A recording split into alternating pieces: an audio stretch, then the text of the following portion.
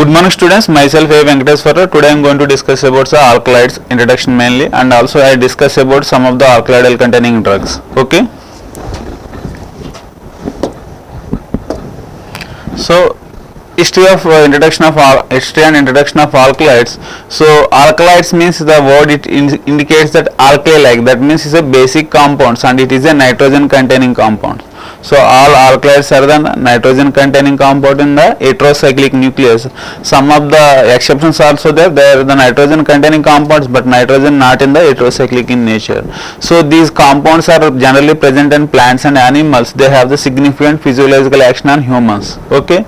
The term alkaloid is derived flagellin in the first coined by the German physicist. So first the alkaloids the used to call the flagellin was coined by German physicist by Meissner. Okay.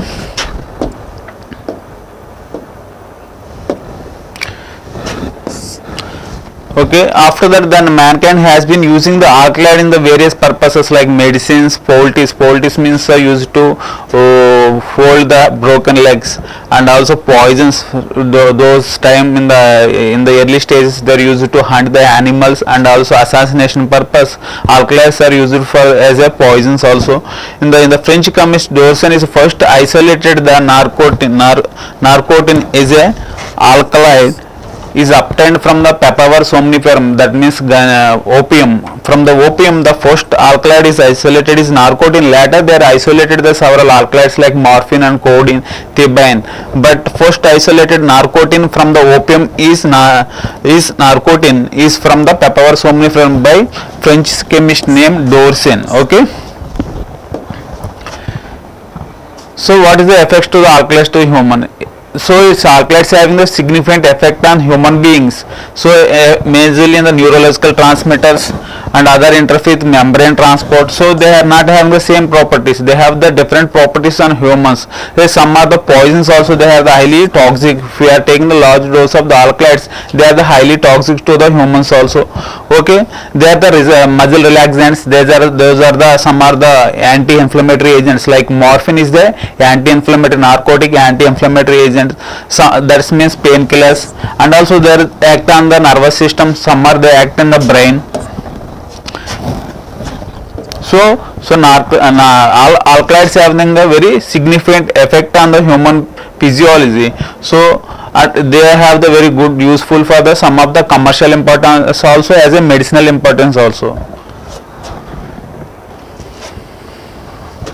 So small percentage of alkaloids are psychoactive. Psychoactive means they are acting on the nervous system and also psychological problems. So these are the stimulants, hallucinogens and depressants. So what are the drugs? Suppose some of the alkaloids we are using as a hallucinogens, and some of the drugs are using as a depressant, some of them may be as a narcotic analgesics, but they are the addictive, like morphine is a narcotic analgesic and also the depressant purpose. We can see the examples here. The stimulants like cocaine is generally used for the cough suppressant, but and also as a mild analgesic also, but it is a narcotic. It is also as a stimulant. And also ephedrine and caffeine is a CNS stimulant. Okay. And also hallucinogens. Tropin alkaloids is the best example for the hallucinogens. Hallucinations means it increases the imagination. So it's a hallucination is a compounds, it increases the false imaginations. Okay. So ergot alkaloids also is a synthetic derivative from the ergot alkaloids is LSD, simply called LSD. It is a lysergic acid diethylamine from the ergot alkaloids is a synthetic derivative, is a powerful hallucinogens, is a banned drug. And also depressants, morphine, codeine and heroin. So these are the CNS depressants, and also morphine used as a analgesic property is there, and codeine we are using as a cough suppressant property, and heroin, but these are the CNS depressants. So most of the alkaloids are synthesized from the amino acids. So alkaloids in the plants in the biosynthetic pathway they are derived from the amino acid. Through the cyclic acid pathway alkaloids we are synthesized from the amino acid. So some of the alkaloids are synthesized from the tyrosine. Tyrosine is the amino acid and tryptophan is the amino acids. Like common amino acids, from this amino acid majority of alkaloids are obtained, like aspartic acid and lysine arginine. These alkalides, these amino acid from as a source for the synthesis of various alkalides in the plants. So the tyrosine, from the tyrosine tropane alkalides are like that we can obtain in the plants. So purine precursors from the caffeine. So caffeine is a protoalkaloid, you can say that this is a pseudoalkaloid. Sorry, caffeine is a pseudoalkaloid. Pseudoalkaloids means these are the compounds not derived from the amino acids, they are derived from the precursors of purine bases. So that is the reason the caffeine we say that is a pseudoalkaloid, but it undergoes, they are containing nitrogen compound and also having the all the positive test for the alkaloids. So that is the reason the caffeine we say that is a pseudoalkaloids. Why it is a pseudoalkaloids means it is not derived from the amino acids. So some alkaloids are derived from the even terpenes. In the estate mevalonate pathway, alkaloids are derived from the terpenes. Okay. So in the mevalonic acid, generally the end products are the terpenes. From these terpenes they are the form some of the alkaloids also. And also generally the classified basing on the structure and carbon skeleton. So some of the alkaloids are they classified as a chemical classification like purine alkaloids, pyrimidine alkaloids, indole alkaloid and quinine alkaloids. So the classification based on the chemical structure of the alkaloids. Some of the alkaloids they are classified based on the pharmacological action. So basic alkaloids we are classifying when we are studying about alkaloids or glycosides is a chemical nature of the compound. So alkaloids generally they classified basing on the chemical nature. So they have the endonuclease, the type of all the alkaloids that they undergo one classification like indole alkaloids. They have the purine base, the purine ring in that structure of alkaloids. So that type of alkaloids they are in one group. So alkaloids basically they classified into three types. So what is the three types? True alkaloids, protoalkaloids and pseudoalkaloids. What is the true alkaloids means? These alkaloids generally they contain a nitrogen atom in the heterocyclic ring, and also these alkaloids are derived from the plant sources. I mean these alkaloids are derived from the amino acids. So alkaloids are derived from the amino acids, and also nitrogen is present in heterocyclic ring. So those type of alkaloids we called as a true alkaloids. What is the example of true alkaloids? Atropine. So majority of alkaloids are the true alkaloids. So next protoalkaloids. So they are derived from the amino acids, but nitrogen is not present in the heterocyclic nucleus. So what is the difference between true alkaloids and protoalkaloids? So generally these alkaloids are derived from the amino acids, but nitrogen not present in the heterocyclic nucleus. If nitrogen is present in the apart from the heterocyclic nucleus, we call as a protoalkaloids. Example ephedrine. Okay. Next pseudoalkaloids. So in the pseudo, so it's not alkaloids, we can say that it's alkaloid. Why? Because generally alkaloids are derived from the amino acid, but in the pseudo alkaloids are not derived from the amino acids, but nitrogen present in the heterocyclic ring. So here the pseudo alkaloids, it containing nitrogen containing compounds, and also nitrogen is present in the heterocyclic ring, but these alkaloids are obtained from the non amino acids. So it's not obtained from the amino acids. For example, before I said purine bases. So caffeine is obtained from purine bases, not from the amino acids. So they are derived from the purine bases, and also caffeine containing purine nucleus. So these compounds are comes under the classification of what is that? Pseudo alkaloids. So what is the use of this alkaloids to the plants? So I said the alkaloids have various uses to the human beings, and also they have some importance in the industrial purpose. But in addition to the what is the use of alkaloids to production for the plants? So generally these alkaloids are producing in the end of the metabolic reactions are the waste products or intermediates in the metabolism.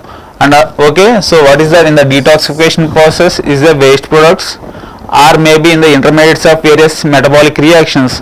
What is the use of this alkaloids to the plants? Generally they are the better in taste, so that they can protect from the animals. Also sometimes alkaloids act as a growth regulators. Okay, so these alkaloids are effective for the growth of the plants and cell division, and also it is a growth regulating activity in the plants, and also is a source of nitrogen. So nitrogen is a major nutrient for the plants. So sometimes plants have the lack of nitrogen, they utilize this nitrogen source as a their development and growth. Okay, it's a source of nitrogen, and also it is a plant growth regulator, and also is a protectant from the herbivorous animals. So because of its a bitter taste and poisonous effects from the herbivorous animals, it protects the plant. So these are the uses to the plants of alkaloids. So what is the common test to identify the alkaloids?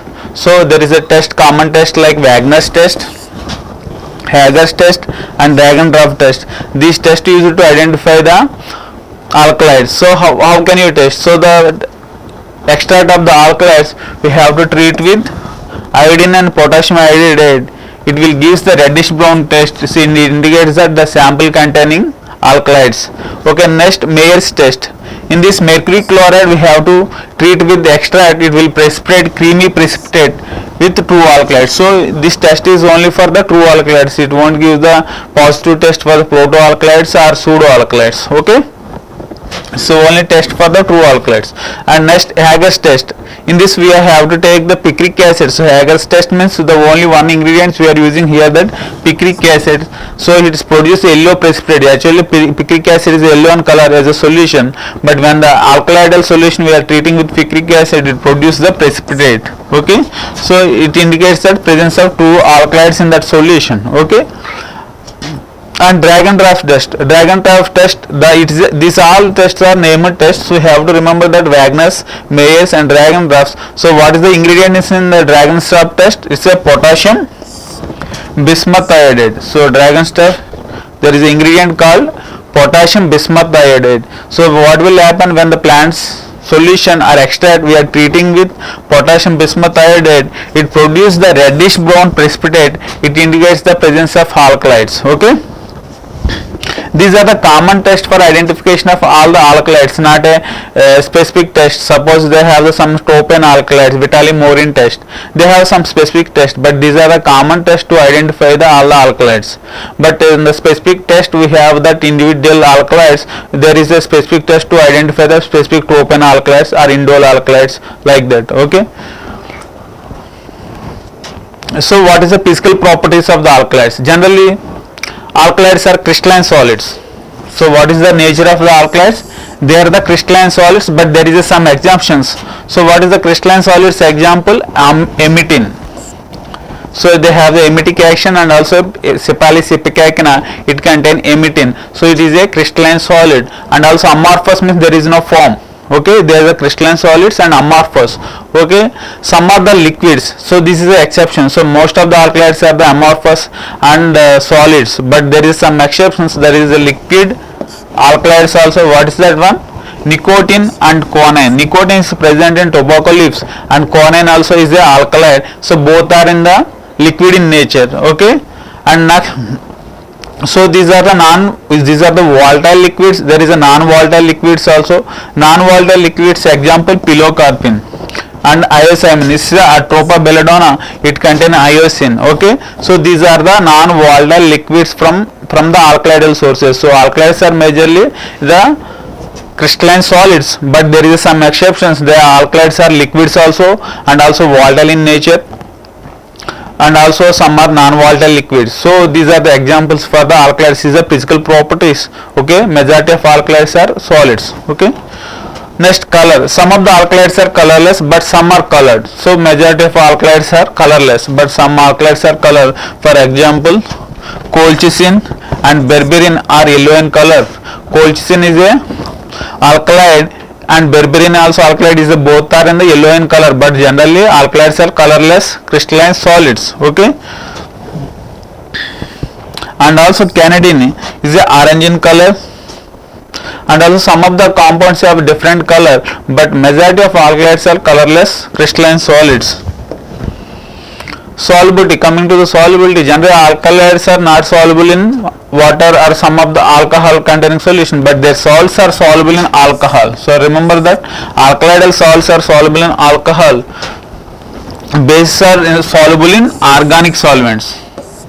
So alkaloidal salts are soluble in alcohol and water, but the bases only soluble in organic solvents. Okay, So the bases are insoluble in water, but some of the alkaloidal salts are soluble in water and alcohol, but the basis is not soluble in water and alcohol. Okay, exceptions.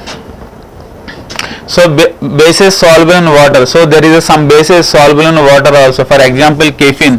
Caffeine we are drinking with is a decoction, aqueous decoction. So this is a exception for the bases soluble in water. So caffeine is not a salt form, it's a base form. It is soluble in water. And also ephedrine and codeine. Codeine is prepared by codeine phosphate, sometimes as a salt form, sometimes it's a codeine regularly. So codeine also used as a base. It is soluble in water. And colchicine and pilocarpine, quaternary ammonium bases, these are the compounds are soluble in water. So bases are sparingly soluble in certain organic solvents. For example, morphine in either. Morphine is not soluble in either. And theobromine and theophylline. Theophylline is a bronchodilator, is obtained from the thiacinensis. It is not soluble in organic solvents like benzene. Okay, theophylline is it obtained from the tea dust. It containing theophylline. It is not soluble in organic solvents like benzene. And salts. So salts are usually soluble in water and insoluble in organic. So generally salts are usually soluble in water but insoluble in or sparingly soluble in organic solvents. Okay. So this one is a common point. So salts are generally soluble in water and also insoluble in organic solvents. So this one is exceptions is there from the morphine.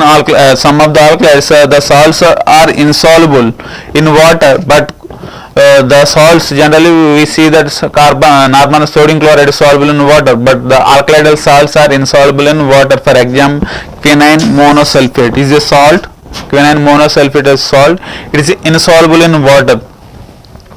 Salts soluble in organic solvents. This is also example. So salt is generally not soluble in organic solvents. Okay, but there is some salts it will soluble in organic solvents. Example, lobane and atropine. So lobane and atropine are organic salts. They are the soluble in organic solvents. Okay.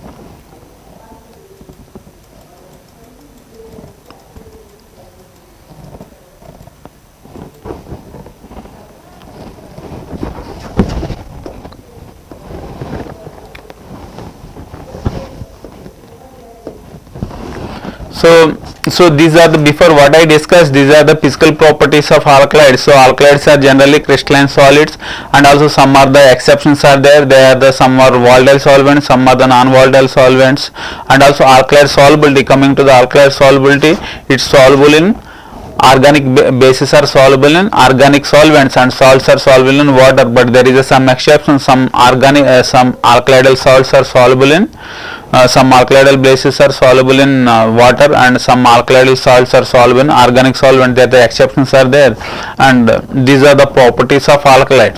So coming to the alkaloids, the vinca is the plant is the example for the alkaloidal containing drugs.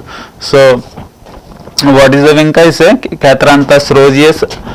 The plant we called as synonyms Catharanthus and periwinkle. We have to remember that the vinca is a plant. It is a small plant. So it is a anti-cancer medication. We are using the anti-cancer medication. The entire plant we are using here.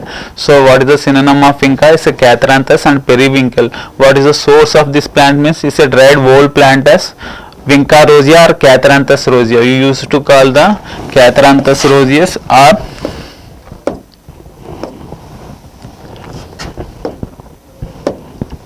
so what you use it to call?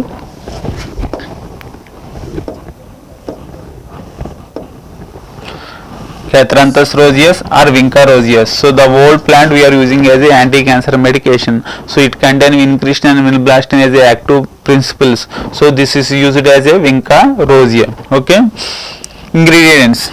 So what is the geographical source of this plant? Generally it's cultivated all over the world and also mainly Madagascar and Africa and India. We can see the all over the garden plant in India. So India there is a varieties also there, Catranthus roseus. In that there is a different colors. We have the varieties in the same species. Okay, it is also cultivated in Europe, Australia and other Caribbean islands. So coming to the Vinca chemical constituents, what is the alkaloids present in the Vinca? So it's an example, Vinca is a plant is example for the alkaloidal containing drugs. So it contains mainly indole alkaloids. So the alkaloids it contain the Vinca is indole alkaloids. So it is a mainly 20 dimeric indole alkaloids. So dimers, so not a single indole alkaloids, is the dimers of indole. So the 20 dimeric indole alkaloids are present. So what is the major alkaloids are vincristine and vinblastine. So these are the potent anti-cancer medications we are using in the treatment of cancer. This vincristine and vinblastine. So this vincristine and vinblastine are both are dimerics of the indole alkaloids. And also there is a one more alkaloids also there, catranthine, the heteroindole alkaloids like vindoline, other alkaloids like ajmalin and locomerin and serpentine and tetrahydroallostonin. So what are the alkaloids present in? Majorly we have the two alkaloids like vincristine and vinblastine. In addition to they have other alkaloids like catranthine, vindoline, locarin and serpentine and tetrahydroallostonin. So these are the alkaloids present in Vinca. So what is the synonym of Vinca? Periwinkle and Catranthus. Okay. Uses. So vincristine sulfate generally in the salt form we are using as a anti-neoplastic agent. So anti-neoplastic agent it arrests the mitosis at the metaphase in the acute leukemia. So leukemia is a cancer, blood cancer. So it is used to treat the blood cancer and Hodgkin's disease. So Hodgkin's disease also is a one type of cancer. So in the children, so we are used to treat the vincristine in the leukemia and Hodgkin's disease and sarcoma and leukocytoma. So these all are the different types of cancers we use to treat with vincristine. Okay, and vinblastine also. So same mechanism and also used to suppress the immune response. So the immune response it will be suppressed during the cancer. So what will happen when we are using the proliferation of cells will be increased if you not suppress the immunity. So this drug will be used to suppress the immunity and anti-diabetic properties also there and hypotensive. So that means it used in the treatment hypertension and as well as anti-diabetics. So majorly vincristine and vinblastine both are used in the treatment of various cancers. Okay. So these are the structures of vincristine and catranthine and indolin. These are the dimers of indole alkaloids. So indole alkaloids means this is the indole nucleus. So one benzene ring and heterocyclic ring it containing nitrogen. Okay. So but generally they are the dimers. So you see that there is a dimers of indole alkaloids. Okay, vincristine and vinblastine and catranthine. So you see catranthine. So these are nitrogen containing compounds. So that is the reason nitrogen in the heterocyclic alkaloids. So nitrogen heterocyclic ring. So it says that it's a true alkaloids and also indole alkaloids are derived from the amino acids. So the Vinca is the example for the true alkaloid and also obtained from the amino acids. Thank you.